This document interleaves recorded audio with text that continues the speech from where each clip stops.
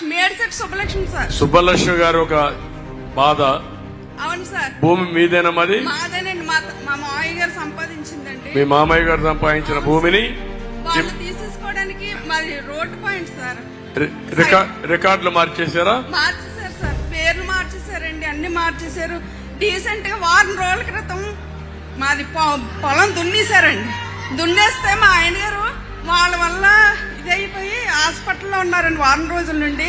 ఈలాగా మళ్ళీ 3 రోజుల క్రితం దున్నేసాక పోల్సేస్తారు సార్. 3 రోజుల క్రితం మేము హాస్పిటల్లో ఉండగా నిన్నే హాస్పిటల్ నుండి వచ్చాం సార్. మాకు నిన్నే తెలిసింది సార్.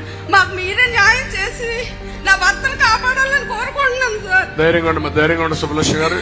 ఇప్పుడు ఆ అమ్మాయికి న్యాయం జరగాలంటే మళ్ళా కూటమి రావాలి. ఇక్కడ శ్రీనివాస్ ఇక్కడ ఎమ్మెల్యే కావాలి, ఎంపీగా అప్పలనాయుడు కావాలి. అదే మరి కూటమి ప్రభుత్వం రావాలి. వచ్చినప్పుడు నేను చెప్తున్నా, మీ భూమి మీకు ఇప్పించడమే కాదు, మిమ్మల్ని ఇబ్బంది పెట్టినోడు కూడా బొక్కలో వేస్తా, వదిలిపెట్టను. ఆ అమ్మాయి చెప్పిన దానిపై నేను ఒకటి చెప్తున్నా, డెఫినెట్ గా తిరిగి ఆ భూమి వారికి ఇప్పించే బాధ్యత, వాళ్ళ భర్తను కాపాడే బాధ్యత మాదని మీ అందరికీ తెలియజేస్తున్నా. నాకు చాలా ఆనందంగా అనిపించిందండి. నాకు ఆయన అండగా ఉంటారని కూడా నేను అనుకుంటున్నాను సార్.